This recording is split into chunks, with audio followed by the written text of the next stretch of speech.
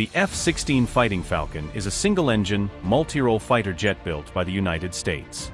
It first flew in 1974 and has been in service since 1978. It can reach speeds of around 2,400 kilometers per hour. Its lightweight and agility provide air superiority, while it can also effectively strike ground targets.